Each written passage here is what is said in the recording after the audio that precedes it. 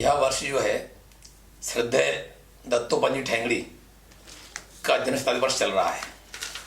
इस निमित्त भारतीय किसान संघ मध्य क्षेत्र ने 1 जून माँ गंगा अवतरण दिवस गंगा दशहरे के दिन किसान संघ कार्यकर्ता एवं किसान समाज के प्रत्येक परिवार में श्रद्धेय दत्तोपंत ठेंगड़ी के चित्र को अपने परिवार में सम्मान के साथ उचित स्थान पर रखना, माल्यार्पण करना और परिवार के मुखिया द्वारा उसकी भूमिका रखना कार्यक्रम की और भारतीय किसान संघ के श्रद्धेय राष्ट्रीय उपाध्यक्ष सम्मानित प्रभाकर जी केलकर, उनके द्वारा श्री दत्तोपंत जी का जीवन, जन्म शताब्दी वर्ष, इसके बारे में जानकारी देते हुए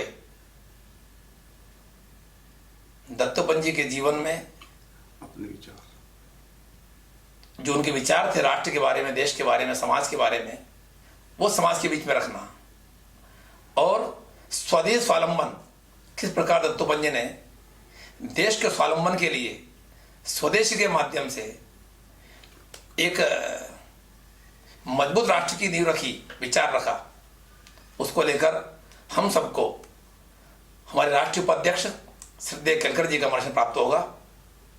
इस अवसर पर माननीय केलकर जी। प्रिय कार्यकर्ता बंधुओं, सादर नमस्कार। यह वर्ष हमारे संस्थापक श्रद्धेय दत्तोपंत ठेंगड़ी जी का जन्म शताब्दी वर्ष है, जिसके कार्यक्रम पिछले 10 नवंबर से शुरू हो चुके हैं और उसका समापन भी आने वाली 10 नवंबर 2020 को होने वाला है। दत्तोपंत जी के कार्यक्रम की शुरुआत हमारे मार्गदर्शक परम पूज्य सरसंघ चालक मान्यवर मोहन राव जी भागवत ने की थी। वह एक भव्य गरिमामय कार्यक्रम नागपुर में संपन्न हो चुका है। अब इस कोरोना काल में अपने संस्थापक को स्मरण करना, याद करना, यह हम सबका कर्तव्य है और इसलिए उसी श्रृंखला में यह एक विचार प्रबोधन का कार्यक्रम मध्य क्षेत्र ने तय किया है। उसके अनुसार मैं अपने विचार आपके सामने प्रस्तुत करने जा रहा हूं। श्रद्धेय दत्तोपंत जी का एक वाक्य है, मैं अपने महान राष्ट्र की आधारशिला का एक लघु पाषाण कण बनकर नींव में पड़े रहना ही सदा पसंद करूंगा। आगे वो कहते हैं,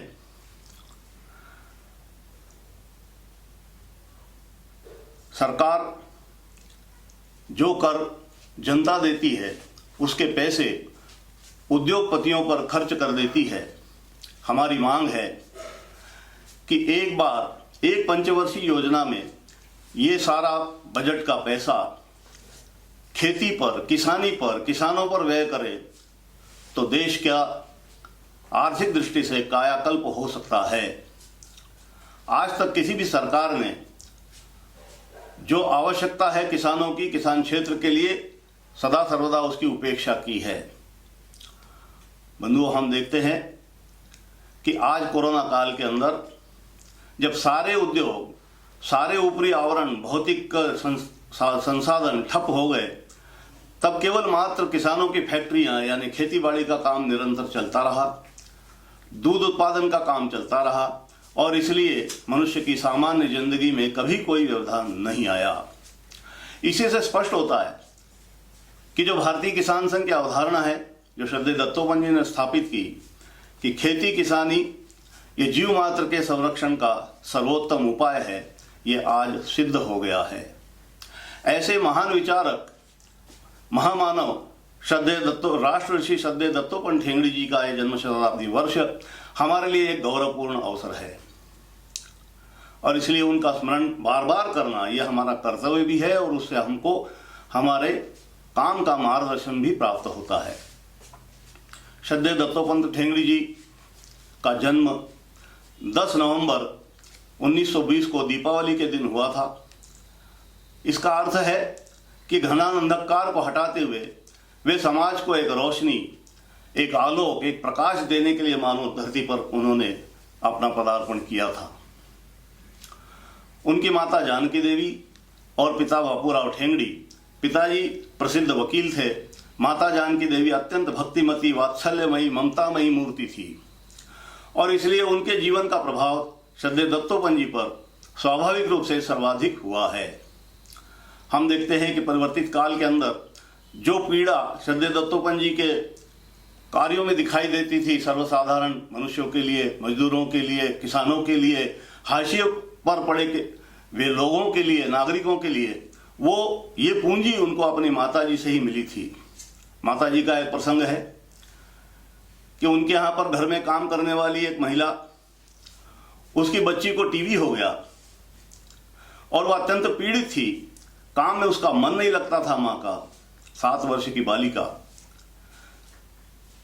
दत्तोपंत जी की माताजी ने, जानकी देवी जी ने उनसे पूछा कि क्या हुआ है, क्या परेशानी है। तो उसने बताया कि बच्ची को यक्ष्मा हो गया है, टीबी हो गया है, इसके कारण सारा अस्त व्यस्त हो गया है। माताजी दत्तात्रेय भगवान की भक्त थी। उन्होंने रात को दत्तात्रेय भगवान की आराधना शुरू की, रात भर मंत्र जाप करती रही और उसका परिणाम यह हुआ कि बच्ची का बुखार उतर गया, उसका यक्ष्मा चला गया, उसका टीबी रोग समाप्त हो गया। लेकिन क्या देखते हैं कि थोड़े ही दिन बाद उसी रोग के लक्षण माताजी में प्रकट होने लगे। ये जो अपने लोगों के ऊपर अनुकंपा करना, उनकी पीड़ा स्वयं झेलना, उनकी पीड़ा स्वयं उठाना, ये जो अद्भुत गुण माताजी में था, हम देखते हैं कि दत्तोपंत जी के जीवन के अंदर वह गुण पूरा का पूरा उतरता हुआ दिखाई देता है। आगे आने वाले बिंदुओं में इसका और अधिक स्पष्ट उल्लेख होगा और इसलिए दत्तोपंत जी के जीवन पर उनकी माताजी का, श्रद्धेय श्री गुरुजी का, गुरुजी की माताजी का, डॉक्टर अंबेडकर जी का, गांधी जी के अहिंसक आंदोलनों का बहुत प्रभाव होता हुआ दिखाई देता है। दत्तोपंत जी के जीवन को हम 3 भागों में बांट कर देख सकते हैं। पहला है उनका बाल्य जीवन, दूसरा युवा जीवन और तीसरा प्रौढ़ अर्थात मार्गदर्शन वाला जीवन। हम देखेंगे कि तीनों समय में श्रद्धेय दत्तोपंत जी अत्यंत सक्रिय, समाज को दिशा दर्शन देने वाला एक इस प्रकार का व्यक्तित्व उनका उभर के आया कि आज लक्ष लक्ष लोग उनको याद करते हैं, स्मरण करते हैं, उनके प्रति श्रद्धावनत होते हैं। बाल्यकाल में ही जब वो मात्र 11-12 वर्ष के थे, गांधी जी का अहिंसात्मक आंदोलन नमक सत्याग्रह शुरू हो चुका था। जब आरबी के जहाँ के वो रहने वाले थे उस गांव में और ये टोली पहुंची आंदोलनकारियों की, तो दत्तोपंत जी उसमें शामिल हो गए और उन्होंने वह घोषणा की कि अपने देश को स्वतंत्र कराने तक मैं कभी चैन से नहीं बैठूंगा। स्वाभाविक घर पर पिताजी बहुत क्रुद्ध और नाराज थे। घर पर आने के बाद उनकी पिटाई होना तय थी, लेकिन यह भी तय था कि दत्तोपंत जी ने कभी आंदोलन से अपना पैर वापस नहीं लिया। अंततः केवल माताजी के समझाने के बाद ही उन्होंने और वो रास्ता थोड़े दिन के लिए बदला और माताजी ने बड़े यत्नपूर्वक राजा भाऊ पालदीकर जी को दत्तोपंत जी को हवाले कर दिया और कहा कि इसको आप शाखा में ले जाइए। तब से श्रद्धेय दत्तोपंत जी राष्ट्रीय स्वयंसेवक संघ के स्वयंसेवक बने और फिर ये नाता कभी नहीं टूटा। ये अखंड नाता उनका जीवन का अंतिम श्वास तक चलता रहा। इसी काल के अंदर उन्होंने और अनेक प्रकार के बालों के लिए, अपने साथ के विद्यार्थियों के लिए काम किए, जिसके अंदर हमको दिखाई देता है कि एक बाल सेना का उन्होंने गठन किया। उसके बाद में आरवी हाई स्कूल झुग्गी झोपड़ी गोवारी संघ की स्थापना की और ऐसे तमाम कार्य करते हुए उन्होंने 1937 में 10वीं की परीक्षा बहुत अच्छे प्रकार से पास की और नागपुर पढ़ने के लिए आ गए। नागपुर में पढ़ाई के समय संयोग से उनकी रहने की व्यवस्था पूजनीय गुरुजी के घर पर हुई और वहां जो उनको प्रशिक्षण मिला वो उनको आजीवन काम आया, ऐसा वो स्वयं कहा करते थे। सन 1942 के अंदर जब उन्होंने BA LLB परीक्षाएं पास कर ली, तब घोषित किया कि मैं आजीवन राष्ट्रीय स्वयंसेवक संघ का प्रचारक बन करके और काम करूंगा। स्वाभाविक उनके पिताजी श्रीमान बापूराव ठेंगड़ी जी को ये दत्तोपंत जी का निर्णय जरा भी पसंद नहीं आया और एक क्रोध के मारे लाल हो गए कि अपना निर्णय स्वयं कैसे कर सकता है, मेरा बेटा है, मैं जो कहूंगा वही उसको करना पड़ेगा। लेकिन पिताजी को भी पूज्य गुरुजी के राष्ट्रीय स्वयंसेवक संघ के अनेक लोगों ने समझाया। उसमें दादा मोहरे साहब का नाम बहुत प्रखरता से आता है। और उसके बाद उनकी सहर्ष अनुमति मिली, क्योंकि पूज्य गुरुजी का निर्णय था कि जब तक घर से अनुमति प्रसन्नता से नहीं मिलेगी मैं किसी को प्रचारक घोषित नहीं करूंगा। 1942 में अर्थात उनकी युवावस्था, मात्र 20-22 साल की आयु, और उनको कहा गया कि आप अंग्रेजी जानते हैं इसलिए आपकी नियुक्ति केरल की जाती है।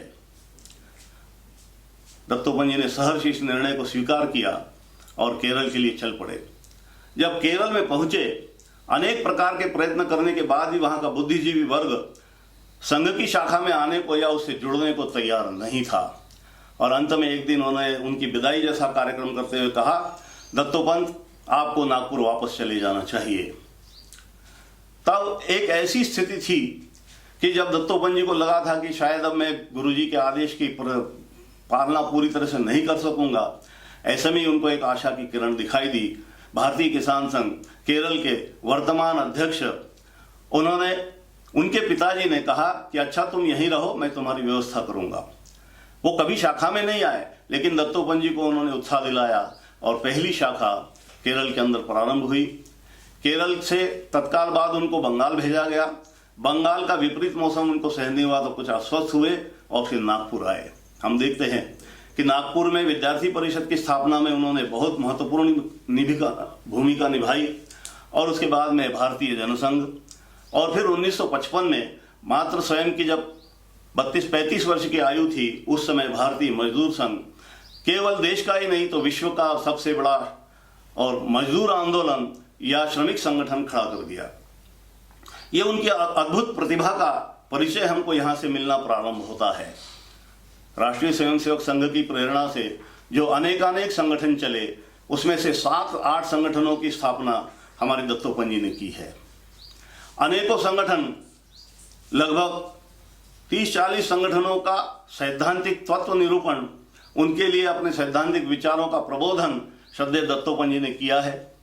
दत्तोपंत जी के द्वारा जो स्थापित किए गए संगठन बाद में, उसके अंदर हम प्रमुख रूप से देखते हैं कि भारतीय मजदूर संघ, भारतीय किसान संघ, स्वदेशी जागरण मंच, सर्वपंथ समादर मंच, इस प्रकार के अनेक संगठन उनके द्वारा स्थापित किए गए और अनेकानेक संगठनों को मार्गदर्शन किया गया।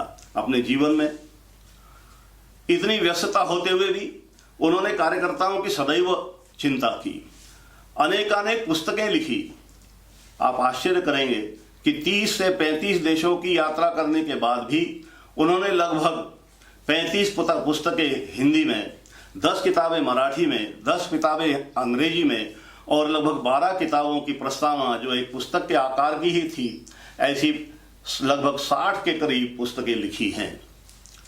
उनका प्रभुत्व अनेक भाषाओं के ऊपर था, अंग्रेजी, हिंदी, मराठी, मलयालम, बंगाली और संस्कृत, ऐसी सब भाषाएं वो बड़ी सहजता से बोला करते थे। इसलिए ऐसे महामानव का हमारा मार्गदर्शक बनना, हमारे भारतीय किसान संघ की स्थापना करना अपने आप में एक अद्वितीय इस प्रकार का काम हमको दिखाई देता है। बंधुओं पूत के पांव पालने में दिखाई देते हैं।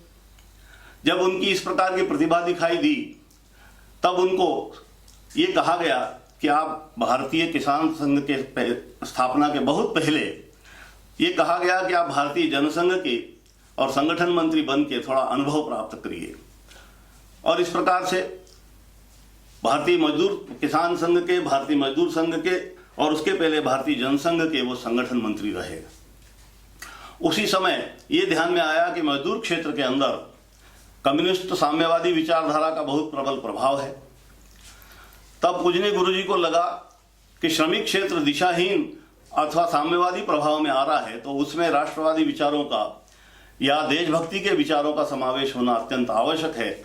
इसलिए उन्होंने दत्तोपंत जी को कहा कि आपको मजदूर क्षेत्र में काम करना है। दत्तोपंत जी ने कहा कि मजदूर क्षेत्र में काम करना है तो उसका अनुभव हमको पहले लेना चाहिए, और इसलिए वो सारे दायित्वों से मुक्त होकर के उन्होंने इंटक को ज्वाइन किया और उसके अनुसार वहां काम करने लगे। वहां संगठन मंत्री बने, लगभग 2-2.5 वर्षों तक वहां काम किया। और एक पहला धमाका वहां पर उन्होंने किया कि जो साम्यवादी कहते थे कि दुनिया के मजदूरों एक हो, और उन्होंने अपने काम के द्वारा सिद्ध करके दिखा दिया कि मजदूरों दुनिया को एक करो। अर्थात ये नारा उन्होंने 1985 में चीन के अंदर जाकर के दिया था। जब किसी ट्रेड यूनियन का चुनाव होता तब दत्तोपंत जी के सारे संगठन सूत्र संभालने को देख करके सब लोग आश्चर्यचकित हो जाते थे। ऐसे समय में मुंबई की एक ट्रेड यूनियन का चुनाव होना था। उस समय के साम्यवादी सबसे बड़े समाजवादी नेता गोरे थे। उन्होंने दत्तोपंत जी को कहा कि आपको अध्यक्ष का जिला उस ट्रेड यूनियन के अध्यक्ष का चुनाव लड़ना चाहिए। सबकी सम्मति देखकर उन्होंने इसको स्वीकार किया। सामने कोई प्रखर साम्यवादी नेता ही था, लेकिन दत्तोपंत जी के मिलनसारिता के स्वभाव के कारण और उनको सहज जीत और प्राप्त हुई। दूसरे दिन जब अपनी कार्यकारिणी उनको घोषित करना थी तो उन्होंने सबको आश्चर्यचकित कर दिया। स्वयं गोरे जी ने उनको और सीने से लगा लिया कि बोले हम तो इस प्रकार की कल्पना भी नहीं कर सकते थे। हुआ ये था कि दत्तोपंत जी ने जब अपनी कार्यकारिणी घोषित की तो सबसे पहले अपना महामंत्री जो सामने जिला अध्यक्ष के लिए या ट्रेड यूनियन अध्यक्ष के लिए चुनाव लड़े थे उनको ही अपना महामंत्री घोषित किया। यही सबसे बड़ी आश्चर्य की बात थी। आज के राजनीतिक जीवन में, आज के सामाजिक जीवन में हम देखते हैं कि जो सामने चुनाव लड़ता है उसको नेस्त नाबूद करने की कोशिश की जाती है, लेकिन दत्तोपंत जी ने यह उदाहरण प्रस्तुत किया कि हम सब साथ हैं, एक साथ मिलकर के लड़ेंगे, एक साथ मिलकर के काम करेंगे तो विजय हमारी निश्चित होगी। आगे के उनके जीवन के अंदर और ये सिद्धांत हमको जगह जगह उनके द्वारा व्यवहारिक चरितार्थ होता हुआ दिखाई देता है। और इसलिए वो हमेशा वयम पंचाधिकम शतम करके जो महाभारत का प्रसिद्ध वाक्य है कि यदि कौरव और पांडव मिलकर के 105 अलग अलग होते हैं, 100 या 5 अलग होते हैं, लेकिन यदि किसी के ऊपर भी, कौरव पर भी कोई संकट आता है तो हम केवल कौरव 100 नहीं है, हम सब मिलकर के 105 हैं। उनकी इसी भावना के कारण और उनको समाज के अंदर निरंतर और एक अनोखा स्थान प्राप्त होता गया। जब उन्होंने भारतीय मजदूर संघ की स्थापना की तो उस समय चाहे जो मजबूरी हो, मांग हमारी पूरी हो, इस प्रकार का नारा लगता था। उन्होंने भारतीय मजदूर संघ के माध्यम से सारे विश्व के मजदूरों को एक नई दृष्टि दी और कहा कि देश का औद्योगिकरण, उद्योगों का राष्ट्रीयकरण और राष्ट्र का श्रमिकीकरण होना चाहिए। इस प्रकार की एक अद्भुत घोषणा की जिसकी चीन जैसी साम्यवादी सरकार ने भी भूरी भूरी प्रशंसा की है। इस प्रकार से नए नए कीर्तिमान स्थापन करते हुए जब इस प्रकार की उनकी प्रतिभा देखी गई तो उन्हें 12 वर्षों के लिए पूजनीय गुरुजी ने राज्यसभा के सदस्य के रूप में मनोनीत करवाने का प्रयत्न किया और उसमें वो सफल हुए।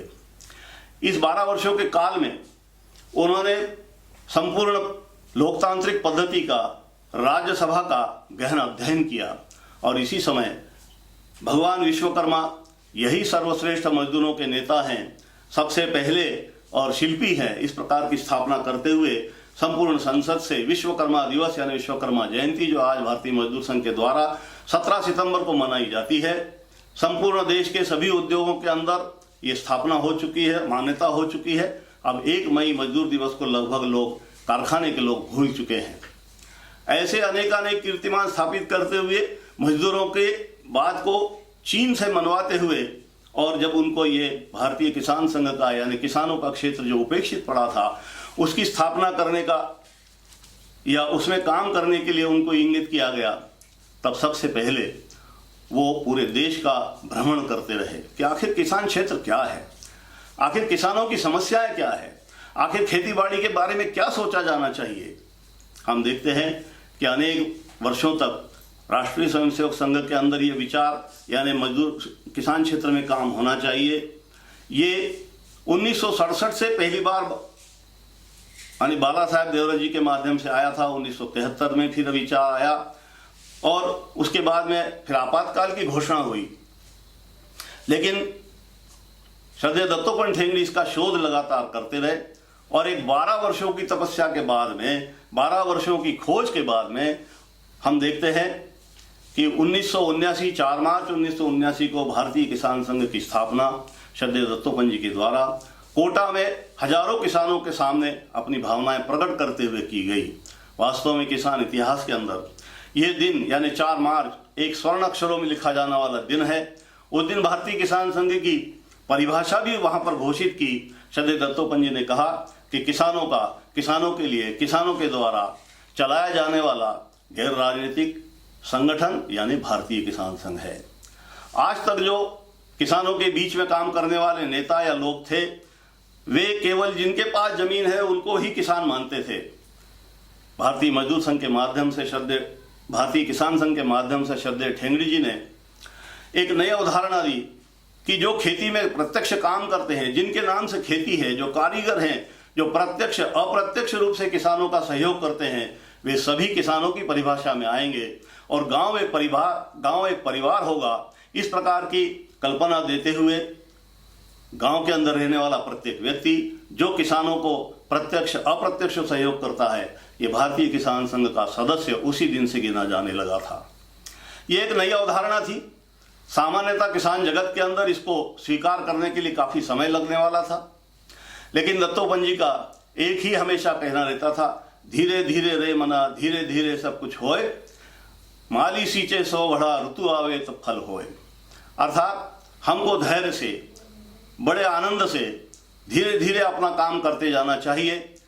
जिस दिन फसल या बीज बोई उसी दिन दूसरे दिन उसका फल मिल जाएगा, ये कल्पना जैसे किसान कभी नहीं करता है, वैसे ही संगठन का ये जो छोटा सा पौधा है, इसको वटवृक्ष बनने में समय लगेगा। हमको तब तक धैर्य के साथ में और शांति के साथ में, लगन के साथ में अपना काम करते जाना होगा।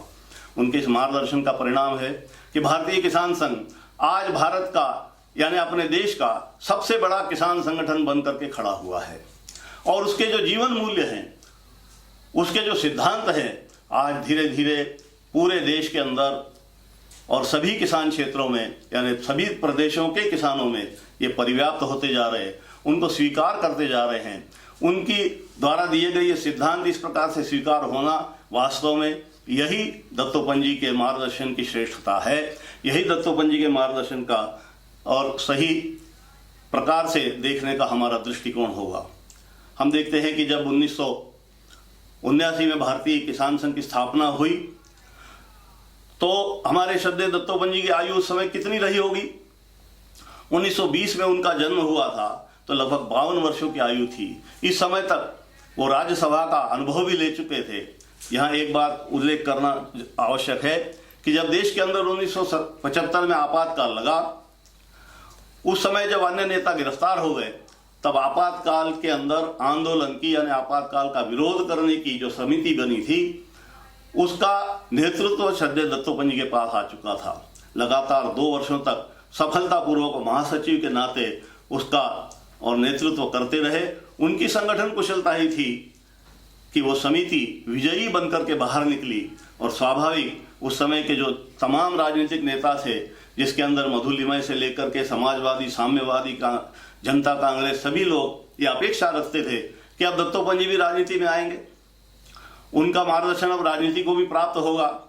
लेकिन उन्होंने उसी समय घोषणा की कि मेरा काम रचनात्मक काम है, मैं समाज को और संगठित करते हुए उसके माध्यम से सरकार को मार्गदर्शन या अंकुश रखने का काम करना चाहता हूं।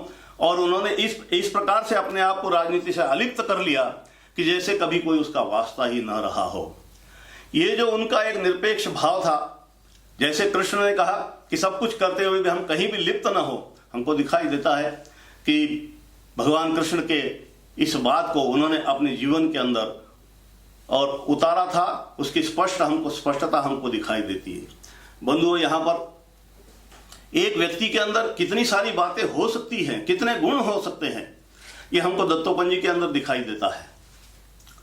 वो अच्छे रचनाकार थे यानी साहित्य लिखते थे, वो ओजस्वी वक्ता थे, वो अत्यंत सहज थे, क्षमाशील थे, धैर्यवान थे और कार्यकर्ता की चिंता बहुत अधिक किया करते थे।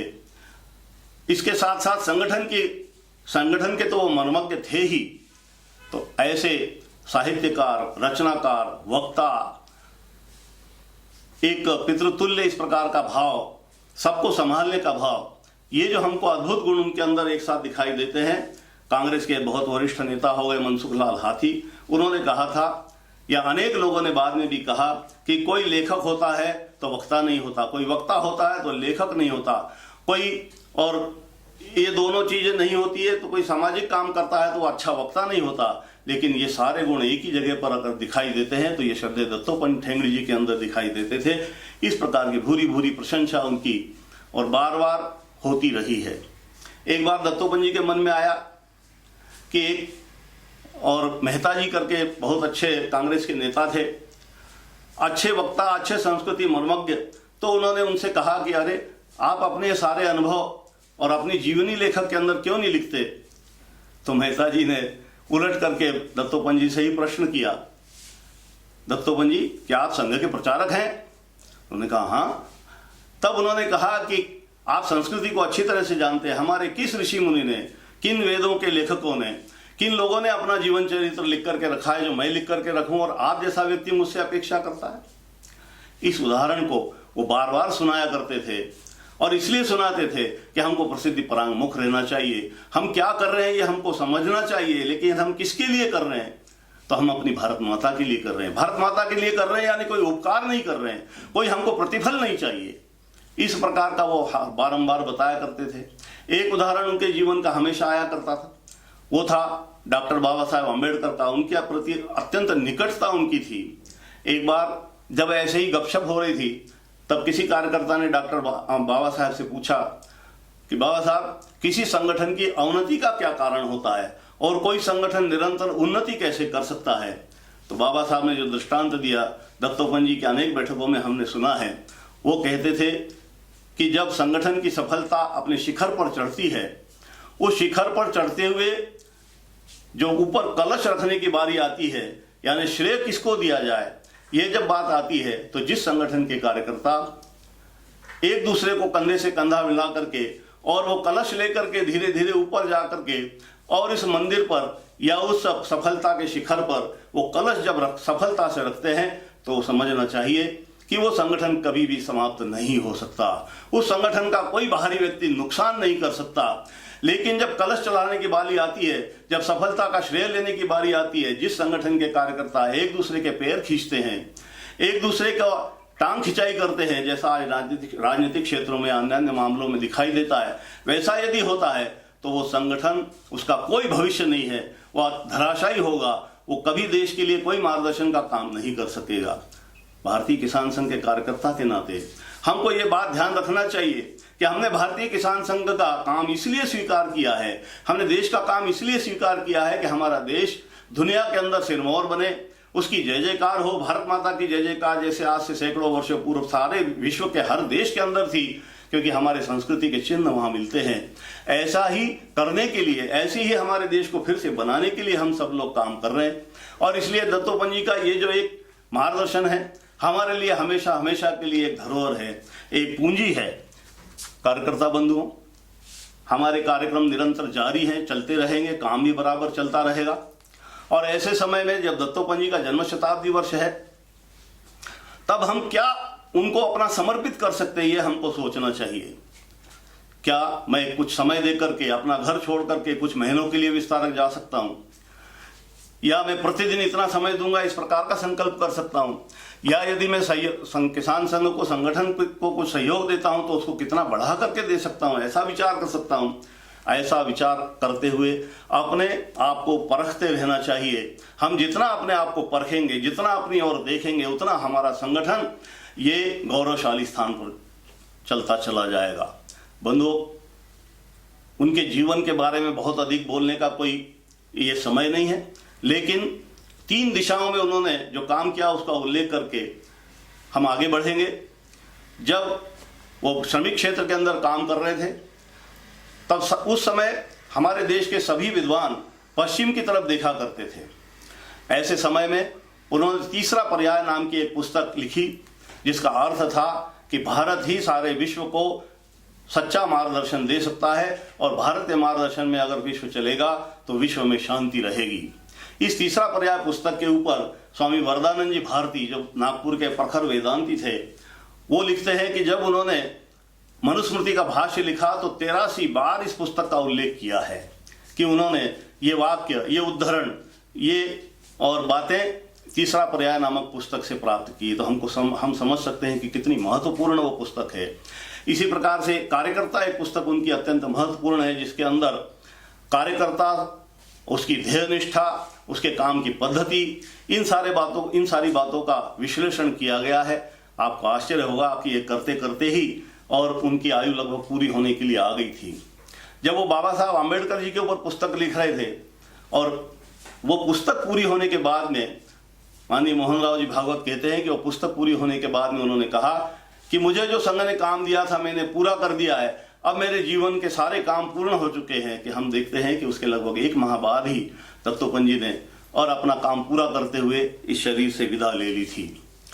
यहाँ पर हम तीसरी बात का उल्लेख हमें जरूर करना चाहिए कि एक प्रखर साम्यवादी लेखक और चिंतक थे भोकरे जी, उनको उन्होंने साथ में लेकर के हिंदू अर्थशास्त्र नाम की पुस्तक लिखी। जबकि सामान्यतः हमारे सारे विद्वान विदेशों की तरफ देखा करते थे। हिंदू अर्थशास्त्र का आने से मानो एक प्रकार का अर्थ ज्ञान के अंदर भूचाल आ गया। जिस प्रकार के जो सिद्धांत हिंदू संस्कृति के अंदर, हिंदू अर्थशास्त्र के अंदर आर्य चाणक्य के द्वारा प्रस्तावित किए गए थे, वो सारी की सारी बातें उसके अंदर थी। और आज भी यदि उन बातों को आत्मसात करते हुए देश हमारा आगे बढ़ेगा तो हमें किसी अन्य राष्ट्र की ओर, किसी अन्य देश की ओर देखने की आवश्यकता नहीं पड़ेगी।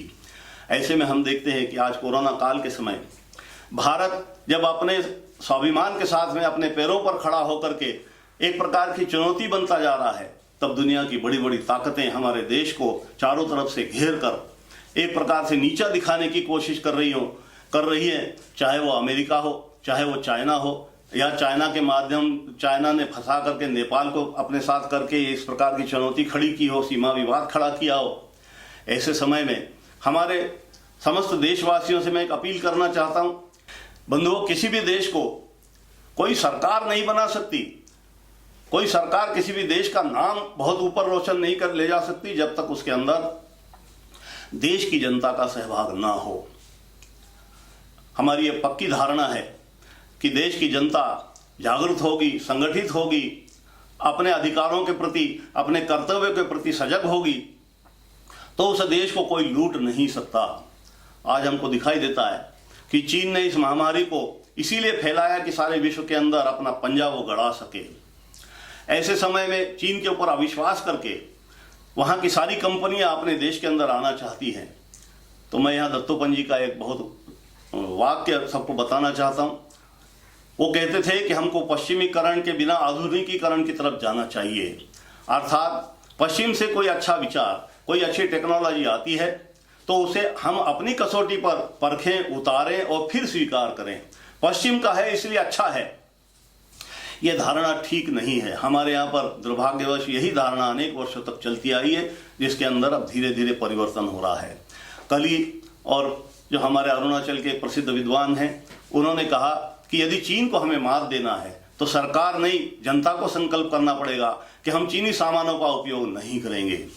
यदि हम चीनी सामानों का उपयोग नहीं करेंगे और सच्ची स्वदेशी भावना से अपने देश के अंदर उत्पादित वस्तुओं का प्रयोग करेंगे तो जैसा स्वदेशी जागरण मंच श्रद्धेय दत्तोपंत ठेंगड़ी जी ने स्थापित किया और ये कहा कि स्वदेशी मंत्र ही सर्वाधिक सफल होने का मंत्र है, सफल होने का सर्वाधिक सच्चा मंत्र है। तो जैसा आज विद्वान लोग कह रहे हैं, दत्तोपंत जी ने आज से और 40 साल पहले कह दिया था कि स्वदेशी अपनाएंगे, देश को सक्षम बनाएंगे। ये भावना आज भी प्रत्येक नागरिक के घर के अंदर आना चाहिए। यहाँ में एक बहुत छोटी सी बात जो महाभारत के अंदर आती है। जब महाभारत युद्ध की शुरुआत होने की तैयारी थी, तब भगवान श्री कृष्ण के पास में दुर्योधन और अर्जुन दोनों पहुंचे थे कि दोनों उनको युद्ध के अंदर मदद मांगने के लिए गए थे। दुर्योधन सिर की तरफ बैठा था, अर्जुन पैरों की तरफ बैठे थे।